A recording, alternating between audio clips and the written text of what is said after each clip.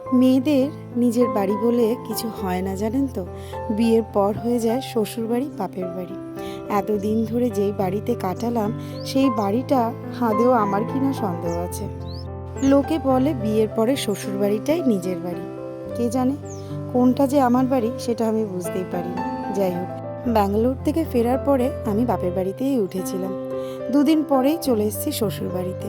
হ্যাঁ বন্ধুরা, এখন আমি আছি হচ্ছে আমার শ্বশুর বাড়িতে। হ্যালো এভরিওয়ান, আমি পিয়ালি আর আমার নতুন একটি ব্লগে আপনাদের সবাইকে ওয়েলকাম। কেমন আছেন আপনারা সবাই? আশা করছি আপনারা সবাই খুব ভালো আছেন, সুস্থ আছেন। আমিও কিন্তু বেশ ভালো আছি। কলকাতায় এসেছি বেশ সপ্তাহখানিক হলো। কলকাতায় ঢোকার পরেই বুঝতে পারলাম কলকাতাতে হেভি গরম। আর এই হেভি গরমে আমার আর আমার ছেলেমেয়ের অবস্থা কিন্তু একদম নাজেহালের মতন অবস্থা। এত বছর ধরে যেই শহরে আমার জন্ম, যেই শহরে আমার সব কিছু, সেই শহরের ওয়েদার আজকে আমার স্যুট হচ্ছে না। এত গরমে সত্যি শরীর যেন একেবারেই ক্লান্ত করে ছাড়ছে। তবে আমার মনে হয় আমার একলার হচ্ছে না, আপনাদের সবারই তাই একই অবস্থা। যাই হোক, আমি কিন্তু আছি এখন শ্বশুরবাড়িতে।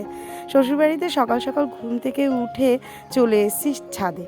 আর দেখুন, আমার শ্বশুরবাড়িতে কিন্তু দুটো ছাদ, আর এই জায়গাটা আমার ভীষণ প্রিয়। মানে এই ছাদ জায়গাটাই আমার ভীষণ প্রিয়। ফ্ল্যাটে যখন থাকি, মানে ব্যাঙ্গালোরে যখন থাকি, খুব একটা ছাদে ওঠা হয় না। কেন জানেন তো? ফ্ল্যাটের ছাদে কজন আর ওঠে বলুন তো?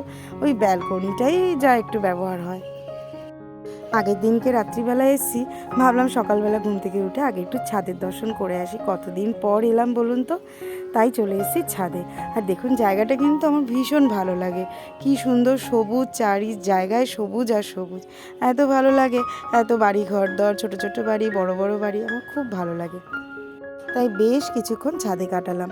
শাশুড়ি ওদিকে পুজো করছে, আর আমি আমার ছেলে নিয়ে উঠে পড়েছি ছাদে। মাম্মাম চলে গেছে তার পিসির সাথে পিসির বাড়িতে।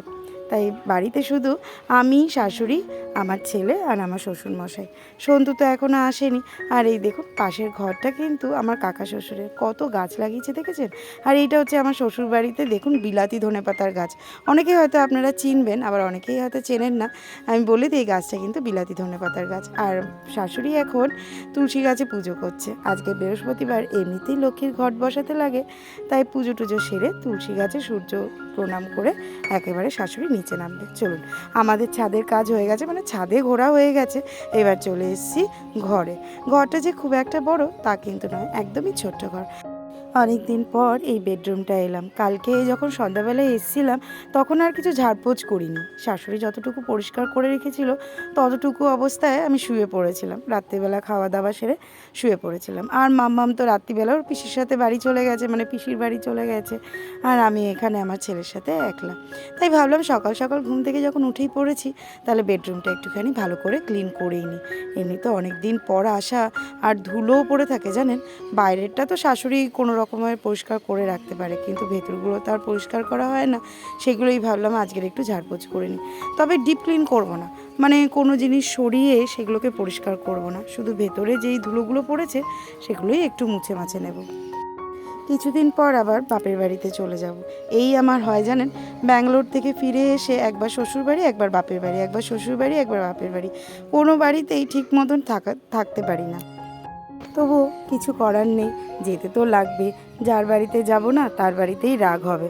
মানে এখন জানেন তো এরকম হয়েছে, মার কাছে যদি বলি মা আমি শ্বশুরবাড়িতে বেশ কিছুদিন থেকে আসি, মার কিন্তু বেশ রাগ হয়। হ্যাঁ, আসলে পরেই খালি শ্বশুরবাড়িতে চলে যাবি, যা শ্বশুরবাড়িতে গিয়েই ওঠ। আবার শ্বশুরবাড়িতে এসে যদি বারবার বাপের বাড়ি যাওয়ার কথা বলি, তখন শাশুড়িরও মনটা খারাপ হয়। বুঝতে পারি দুই মায়েরই মনটা খারাপ হয়। যাই হোক, চলুন, শ্বশুরবাড়িতে এসে এবার একটু কাজকর্ম না করলে হয় বলুন?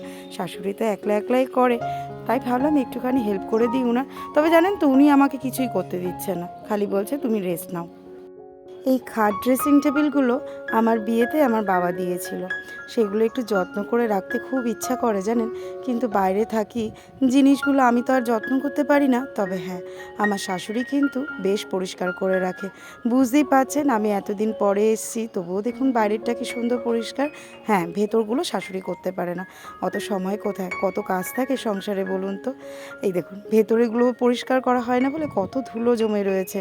আমি এখন আর পেপার চেঞ্জ করে পরিষ্কার করব না। আবার যখন কিছুদিন পরে শ্বশুরবাড়িতে আসব, তখন এগুলো পরিষ্কার করে নেব। খাটের ডিজাইনটা আমার এত পছন্দের ছিল, এই খাটটা আমি আসাম থেকে আনিয়েছিলাম, গুয়াহাটি আসাম, ওখান থেকে আনিয়েছিলাম জানেন। খাটের ডিজাইনটা আমার বেশ পছন্দ। যাই হোক, পছন্দ হলো এই খাটটায় আমার সেরকম বেশি দিন ঘুমানো হয়নি, শোয়া হয়নি, থাকা হয়নি এই ঘরটাতে বেশি দিন। ওই 1 বছর কোনো রকমের এই ঘরটায় কাটিয়েছি, তারপরে বেরিয়ে যেতে লেগেছিলো বাইরে। খাটটা একটু ঝাড়পোছ করে ব্যাস এবার বিছানার চাদরটা পেতে ফেলবো, তারপরে ঘরটা একটু গুছিয়ে তারপরে চলে যাব, ছেলেটাকে স্নান করিয়ে দেবো। ছেলেটাকে স্নান টান করিয়ে তারপরে আমি আবার স্নান করব। আজকের আবার বিকালবেলায় যাব ননদের বাড়িতে, মেয়েটাকে তো ওখানে দিয়ে পাঠিয়ে দিয়েছি। তাই ভাবলাম, আমার ননদ বলল যে বৌদি ভাই তুমিও চলে আসো, তাই ভাবলাম আজকের বিকালবেলা ওর বাড়িতে চলে যাব। বেশ অনেকটা সময় আছে জানেন তো, তাই আস্তে ধীরে সুস্থে করছি। শাশুড়িকে অনেকবার বললাম যে মা আমি রান্নাটা করে ফেলি, কিন্তু শাশুড়ি কিছুতে আমাকে রান্না করতে দিল না। যাই হোক, শাশুড়ি যখন রান্নার ঝামেলা নিয়ে নিয়েছে তাহলে তার কোনো ঝামেলাই নেই। ঘর একটু পরিষ্কার করে স্নান করে নেব।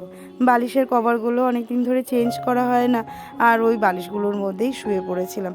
তাই ভাবলাম চাদর যখন চেঞ্জ করেছি তাহলে বালিশের কভারগুলো সব চেঞ্জ করে ফেলি। শনিবার দিনকে আবার সন্তু চলে আসবে, তাই ও আসার আগে ঘর দর একটু টিপটপ করে রাখাই ভালো। আর দেখবেন যে ঘরটাতে থাকা হয় সেই ঘরটা যদি একটু পরিষ্কার না হয় তাহলে কিন্তু বেশ থাকতে ভালো লাগে না। যার জন্যে আমি যেখানেই থাকি সেই জায়গাটা, সেই ঘরটা আমার পরিষ্কার চাই। চলুন, বালিশের কভারগুলো বদলে ফেলেছি, এবার ড্রেসিং টেবিলটা পরিষ্কার করে ফেলবো। এখন শ্বশুরবাড়িতে এসছি ঠিকই, কিন্তু বেশি দিনের জন্য আসিনি জানেন, 1 সপ্তাহের জন্যই এসছি। 1 সপ্তাহ পরে আবার বাপের বাড়িতে ফিরে যাব, আবার কিছুদিন পর আবার আসবো শ্বশুরবাড়ি। আপনারা ব্লগে দেখতেই পারবেন আমার অবস্থা। ব্যাঙ্গালোর থেকে ফিরে শুধু আমি এই করি, একবার শ্বশুরবাড়ি একবার বাপের বাড়ি। খুব ইচ্ছা আছে জানেন তো নিজের একটা বাড়ি তৈরি করার, মানে যেই বাড়িটাতে কোনো ট্যাগ বসানো থাকবে না যে এটা আমার শ্বশুরবাড়ি, এটা আমার বাপের বাড়ি, বলতে পারবো এটা আমার নিজের বাড়ি। এই অ্যাওয়ার্ডটা দেখছেন, এটা একবার সন্তু পেয়েছিল IBM থেকে। খুব ভালো লাগে জানেন, আরও এরকম অনেকগুলো অ্যাওয়ার্ড পেয়েছে, সেগুলো তো আর খুঁজে পাচ্ছি না, কোথায় রেখে দিয়েছে শাশুড়ি, গুছিয়ে তুলে রেখে দিয়েছে। এখন গোছানো জিনিস সে কি আর বার করা যায়, থাক, যেখানে গোছানো আছে সেখানেই থাক। এই একটাই আমার ঘরে ছিল, তো এই একটাই আমি আমার এই ড্রেসিং টেবিলটাতে সাজিয়ে রেখেছি। আজকে আর বেশি পরিষ্কার করব না জানেন তো, ভালো লাগছে না। অনেক দিন পর একটু রেস্ট নেওয়ার মতন সুযোগ এসছে। বাপের বাড়িতে যখন গেছিলাম তখন সত্যি কথা বলতে রেস্ট নিতে পারিনি, কারণ মারা যেহেতু নতুন বাড়িতে গিয়ে উঠেছে, ওই পুরনো বাড়িতে যাওয়া নতুন বাড়িতে আসা, মানে এই টুকটাক জিনিসপত্র নিয়ে যাচ্ছি নিয়ে আসছি করতে করতে সেরকম আর রেস্ট নেওয়া হয়নি, আপনাদের সাথে ব্লগও শেয়ার করা হয়নি। যাই হোক, এখন শ্বশুরবাড়িতে এসে মনে হচ্ছে না একটু রিল্যাক্স হতে পেরেছি, তাই ভাবছি আজকের আর বেশি পরিষ্কার করব না, একটু ওপর দিয়ে পরিষ্কার করে নেবো, যাতে পরে বেশি পরিষ্কার আমাকে করতে না হয়। চলুন, আর এই ফটো ফ্রেমগুলো দেখছেন, এই ফটো ফ্রেমগুলো প্রথমে যেটা বড় ফটো ফ্রেম, যেটা সিঙ্গেল, সেটা হচ্ছে আমার অবিবাহিত অবস্থায়, মানে তখন আমার বিয়ে হয়নি। আর তারপরেরটা মাঝখানেরটা হচ্ছে আমাদের 4 জনের, আর তারপরেরটা যখন মাম্মাম হয়েছিল আর ওর অন্নপ্রাশনে আমরা এই ফটোটা তুলেছিলাম। এই আলমারিটাও আমার বাবার দেওয়া, তাই আলমারিটা একটুখানি মুছে নিচ্ছি, যদিও বা শাশুড়ি কিন্তু বেশ ভালোই পরিষ্কার করেই রেখেছিল, বেশি খাটাখাটনি আমার করতে হয়নি, শুধু ভেতরগুলোই আমাকে একটুখানি পরিষ্কার করতে লেগেছে। এই ফ্রিজটাও আমার বাবার দেওয়া জানেন তো, তবে হ্যাঁ, আমার শ্বশুরবাড়ি থেকে কিন্তু কিছু চাইনি। এখন আপনারা হয়তো অনেকেই মনে করতে পারেন যে এগুলো হয়তো আমার বাবা চাপে পড়ে দিয়েছে, একদমই না, বাবা এগুলো ইচ্ছা করেই দিয়েছে। আমার শ্বশুরবাড়ি থেকে কিছুই চাওয়া হয়েছিল না, তারা বলেছিল আমাদের কিচ্ছু লাগবে না, সবই রয়েছে। যাই হোক, স্নান টান করে চলে এসেছি ছাদে, টুকটাক কিছু জামা কাপড় পরেছিল, তো ভাবলাম সেগুলো একটু কেচে নিয়ে যাই। কাল আবার নীল ষষ্ঠী, তাই আজকে সংযম করেছি, আর তাই মাথায়ও একটু শ্যাম্পু করে নিয়েছি। যাই হোক, এত দূর যারা আমার ভিডিওটা দেখছেন তাদেরকে বলবো, যদি আমার ভিডিওটা ভালো লেগে থাকে তাহলে অবশ্যই একটা লাইক করে দেবেন, আর যদি নতুন বন্ধু হন তাহলে চ্যানেলটাকে সাবস্ক্রাইব করে আমার পাশে থাকবেন। চলুন, জামা কাপড় মেলা হয়ে গেছে, এবার চুলটা ছাদে একটু আঁচড়ে নেব, নাহলে ঘরে না অনেক চুল পড়ে, যার জন্য ভাবলাম ছাদেই দাঁড়িয়ে দাঁড়িয়ে চুলটা আঁচড়ে নিই, তারপর নিচে চলে যাব ছেলেকে খাওয়াতে। আর এই দেখুন, আমাদের পাশের বাড়িটাই কিন্তু আমাদের কাকা শ্বশুরদের বাড়ি, আর সেই বাড়িতে রয়েছে 2টো ছোট্ট ছোট্ট কুকুর, আর সাথে ওদেরকে ডাকছি কিন্তু ওরা আর আসছে না। যদিও বা আমি কুকুরে ভীষণ ভয় পাই, ওদের ধারে কাছেও ঘেঁষি না, কিন্তু ওকে দূর থেকে ডাকতে আমার বেশ ভালো লাগে। চলুন, আজকের ভিডিওটা তাহলে আমি এখানেই শেষ করছি। সবাই ভালো থাকবেন, সুস্থ থাকবেন। আমি চলে আসবো নতুন আরেকটা ব্লগ নিয়ে। পরের ব্লগও কিন্তু কলকাতারই আসবে। আমি ঠিক জানি না আমার সংসারে আমি কতটা কাজকর্ম দেখাতে পারবো, কারণ পরের ব্লগটাও আমি শ্বশুরবাড়িতে থেকেই করতে পারবো কি না সেটাতেও সন্দেহ আছে। তবে চেষ্টা করব শ্বশুরবাড়িতে থেকেই ব্লগ করার, কারণ শ্বশুরবাড়িতে থেকে ব্লগ করলে না বেশ কিছুটা কাজকর্ম আপনাদের সাথে শেয়ার করতে পারি। চলুন তাহলে আজকের আমি আসি, দেখা হবে নতুন আরেকটা ব্লগে।